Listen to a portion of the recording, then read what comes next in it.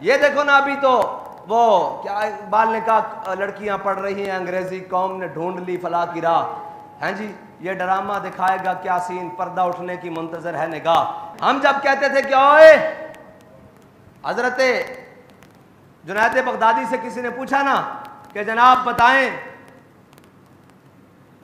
ایک عورت مرد سے تعلیم حاصل کر سکتی ہے، تو حضرت جنید بغدادی نے فرمایا بھئی پڑھنے والی رابعہ بصری ہو، پڑھانے والا بایزید بستامی ہو، جو کچھ پڑھا جا رہا ہو وہ کلام اللہ ہو، اور جہاں پڑھایا جا رہا ہو بیت اللہ ہو، تب بھی جائز نہیں ہے.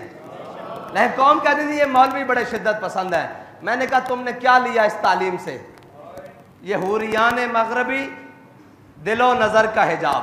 اقبال کہتا ہے یہ مغربی حوریان جنہوں نے تمہیں بڑا سارا کچھ دکھایا بنا سوار کر، کیا دیا انہوں نے؟ ایک شخص کے موبائل سے ہیں جی ہزاروں عزتیں تار تار ہوئی ہیں، ایک شخص کے موبائل سے. اقبال نے کہا یہ ڈرامہ دکھائے گا کیا سین، پردہ اٹھنے کی منتظر ہے نگاہ. ایک پردہ اٹھائے تو دیکھو تمہارا بنا کیا ہے. اور جہاں عزت دے کر تعلیم حاصل کر لی ہو اس تعلیم سے تو بندہ بھوکا مر جائے، یہ بہتر نہیں ہے. جب ہم کہتے تھے کہ جناب نہیں اس طرح نہیں جائز، اس طرح نہیں ممکن، یہ حالات خراب ہو جائیں گے، قوم کے مولوی بڑی شدت پسند ہے جی، مولویوں کو جدت ہونی چاہیے. میں نے کہا جدت سے تم نے کیا لیا ہے؟ اب تو بغیرت بن کے جینے والی بات ہے. تم نے بتاؤ کوئی پوچھنے والا ان سے ہے کہ یہ بنا کیا ہے؟ اور اس میں تو بڑے بڑے پردہ نشینوں کے نام ہیں. پہلے دن نام آیا کہ بڑے بڑے وفاقی وزراء کے نام ہیں، لیکن نام دبا دیے گئے، کوئی نہیں پوچھنے والا. اس سے بھی بڑی بات ہو جائے گی کوئی پوچھنے والا نہیں ہے، اس لیے کہ ہم نے جو آنکھیں بند کر لی ہیں، ہم نے جو حضور کے دین کو، جب حیا کی بات ہو او جی کون چل سکتا ہے اسلام پر، میں نے کہا تم اسلام پر نہیں چل سکتے، دو خراج اپنا، دو بے حیائی کا خراج دو نا. ایک شہر کی ایک یونیورسٹی سے یہ تعداد نکلی ہے، اور تم مجھے بتاؤ ہم جب پیٹ پیٹ کے مرتے ہیں نا کہ دین دین دین، ہمیں یہ سمجھ آ جاتی ہے کہ قوم بھی کوئی مستحق نہیں ہے دین کی، اور قوم کا بھی کوئی دل نہیں مانتا دین کے. اگر قوم کا دین دیکھنا ہو تو ان کی شادیوں میں چلے جاؤ.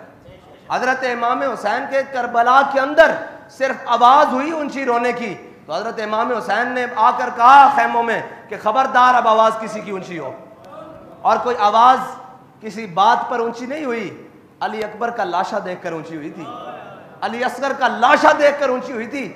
ہاں یہ حسینیت ہے. کہا خبردار کسی کی آواز بھی بلند ہوئی، آواز بھی غیر مرموں تک نہیں جانی چاہیے. ہیں جی یہ ہے حسینیت. اور جب یہ بات کریں تو پھر کہیں گے جناب کون اسلام پر چل سکتا ہے؟ جی آپ کیسی باتیں کرتے ہیں، آپ کیا باتیں کرتے ہیں، آپ جناب کیسے، قوم کیسے چلے گی جناب اسلام پر جب عزتیں تو لٹوا رہی ہو تعلیم کے نام پر. اور کوئی تعلیم کے نام پر عزت لوٹ کے چلا جاتا ہے، کوئی بے نظیر کارڈ کے نام پر عزت لوٹ کے چلا جاتا ہے، کوئی جناب انکم سپورٹ کے نام پر عزت لوٹ کے چلا جاتا ہے، کوئی ہیلتھ کارڈ کے نام پر عزت لوٹ کر چلا جاتا ہے. یہ ہے وہ نظام، یہ ہے وہ جمہوریت، یہ ہے وہ جس کا راگ الاپتے ہوئے آج 76 سال گزر گئے ہیں. اب تو تعلیم کے لیے عزتیں نہیں بحال، بلکہ اس نظام میں تو پیسے دے کر عزتیں لٹوائی جا رہی ہیں. ہاں جی ایک تعلیم یہ ہے کہ مفت حاصل ہو رہی ہو، ایک ہے کہ پیسے دے کے ایک ایک سیمسٹر کے، اور ایک ایک جناب وہ جو ہیں سسٹم کے، اور ایک ایک ایم بی اے اور جو بھی ان کی تعلیمی نظام ہیں، ایک ایک سال پورا کرنے کے لیے لاکھوں کی فیس دے کر عزتیں لٹوائی جا رہی ہیں. یہ نظام تعلیم دیا. وہ تو لارڈ میکالے جب اس بر صغیر میں آیا تھا تو اس نے آ کر کہا تھا کہ میں واپس جا کر تقریر کی، اس نے کہا تم اس قوم کو شکست نہیں دے سکتے. اس نظام کو چھوڑ کر ہم نے یہ نظام اپنایا ہے. ہاں صاف سن گیا ہے قوم کو بھی، ہاں سب کو، اس لیے کہ حضور کے دین کو جو کمر کی ہے، قرآن کو پیچھے چھوڑ کر یہ تعلیم جدت کے نام پر آئی تھی تو پھر اس طرح ہی ہونا تھا نا. اگر قرآن کو پڑھا ہوتا تو پھر اس طرح تو نہیں ہو سکتا تھا نا. اگر قرآن کا نظام ہوتا، قرآن کی تعلیم ہوتی، پھر تو اس طرح نہیں ہو سکتا تھا نا.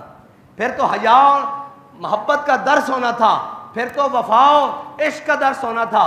لیکن یہاں تو عزت تاراج کر کے، سارا کچھ تاراج کر کے. اور میرے آقا مولا صلی اللہ علیہ وسلم قرون اولا کا زمانہ ہے جہاں بابا جی احتیاط سے بات کرتے ہوئے کہتے تھے کہ جب مدینہ پاک میں زلزلہ آیا نا تو حضرت عمر نے اگلے دن تقریر کی، فرمایا ما ھذا ما حدثتم. اس کے بعد حضرت بابا جی فرمایا کرتے تھے کہ صحابہ کرام نے کیا کیا ہوگا؟ اتنا ہی کیا ہوگا نا کہ کوئی نماز بغیر مسواک کیے پڑھا دی جاتی ہوگی، پڑھا دی گئی ہوگی یا پڑھ لی گئی ہوگی.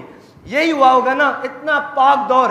لیکن میرے آقا و مولا صلی اللہ تعالیٰ علیہ وسلم کی ظاہری حیات میں مسجد نبوی کے 2 دروازے تھے، ایک سے مرد داخل ہوتے تھے اور ایک سے عورتیں داخل ہوتی تھی. جب میرے آقا و مولا صلی اللہ علیہ وسلم کے ظاہری حیات کے بعد جب مسجدوں میں عورتیں آنا بند ہو گئی تو حضرت عبداللہ بن عمر سے کسی نے کہا کہ آپ اس دروازے سے کیوں نہیں داخل ہوتے؟ کہا میرے آقا و مولا صلی اللہ تعالیٰ علیہ وسلم نے منع فرمایا تھا. کہا اب عورتیں تو نہیں آتی. کہا حضور نے جو منع کر دیا تھا میں نے اس دروازے سے اندر نہیں جانا.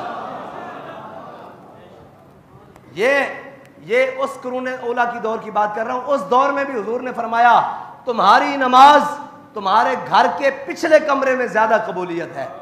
یار فرض نماز اگر عورت کی پچھلے کمرے میں زیادہ قبولیت ہے، اور مجھے یہ بتاؤ کہ یہ کون سی تعلیم ہے جو عزت کو تاراج کر کے حاصل کی جائے، جو عزت اور غیرت کی جنازے نکال کر دیے جائیں اور بس نبکی ہے اب ہر حال پر، اور پتہ نہیں کس دن قوم کی آنکھیں کھلیں گی.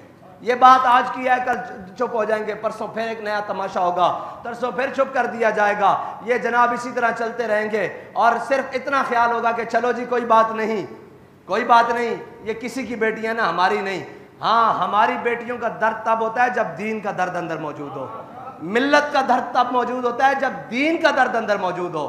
جب یہ احساس ہی نہ ہو کہ تو اپنے کماؤ، اپنے کھاؤ، اپنی دولت کے پیچھے پڑے رہو، تو پھر یہ احساس تو ختم ہو جائے گا. یہ احساس تو پھر زندہ نہیں رہے گا کہ ہم نے کس طرح کیا کرنا ہے. اور تعلیم حضرت جناب امام علی مقام کی شہادت اور شہادت امام حسین اسی نظام کے خلاف ہے.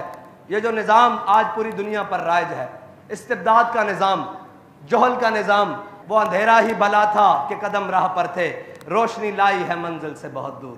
یہ روشنی جس کے پیچھے ہم سب صبح شام بھاگ رہے ہیں، اس روشنی کا انجام یہ ہے کہ آج ہماری عزتیں بھی پامال ہیں. تعلیم کے نام پر، صحت کے نام پر اور جناب سارے نام پر. اللہ تعالیٰ ہمیں حضور کے دین کے ساتھ وفا کرنے کی توفیق دے اور سنت حسینی کو زندہ کرتے ہوئے دین کے ساتھ کھڑے ہونے کی توفیق دے. اور ہم تو بڑے بڑے دینداروں کی شادیوں میں بھی گئے ہیں، بڑے بڑے دینداروں کے پروگراموں میں بھی گئے ہیں، بڑے بڑے دینداروں کے ان معاملات میں بھی گئے ہیں. ہمیں تو دین کی دال بھی نظر نہیں آئی. یہ دین کا لبادہ اوڑھ کر اور جناب دین کی وہ ساری باتیں کر ہمیں تو ہم نے جب شادیاں دیکھی تو ہمارا سر شرم سے جھک گیا کہ یار یہ دیندار ہیں، یہ وہ لوگ ہیں جو کہتے ہیں آ کر جناب ہم دیندار ہیں اور ہمارے دین کے دعوے ہیں. دین اس طرح نہیں آئے گا. دین کو تو پہلے اپنی ذات سے لے کر آخر تک عمل کرنا پڑے گا. اور کیا کہتا ہے دین سوختر اندر طلب. اقبال کہتا ہے کہ دین کو پانا ہے تو حضرت جناب ابو بکر جیسی پہلے تڑپ پیدا کر، اور جناب فاروق اعظم جیسی غیرت پیدا کر، اور جناب عثمان غنی جیسی حیا پیدا کر، اور جناب مولا کائنات جیسی شجاعت پیدا کر. یہ ساری چیزوں سے دور دوڑ کر ہم کیسے جانیں گے کہ جناب دین آئے گا؟ ہمیں دین کے لیے سب سے پہلے خود ذاتی طور پر دین پر عمل کرنا پڑے گا، جھوٹ چھوڑنا پڑے گا، بے حیائی. حضرت شیخ نبھان آپ کی قبر پر جب عرب اسرائیل جنگ ہوئی نا تو بابا جی نے سنایا تھا بھی آپ کی قبر پر ایک مراقبہ کرنے گئے عالم. انہوں نے حضرت علامہ نبھان کی قبر پر مراقبہ کیا. انہوں نے کہا حضرت علامہ نبھان یہ حضرت جناب خالد بن ولید کی قبر پر مراقبہ کرنے گئے جب عرب اسرائیل جنگ ہوئی. تو حضرت علامہ نبھان جب حضرت خالد بن ولید کی جنگ پر مراقبہ کیا نا، کہا آپ سیف من سیوف اللہ ہیں، آپ اللہ تعالیٰ کی تلوار ہیں، آپ خالد ابن ولید ہیں.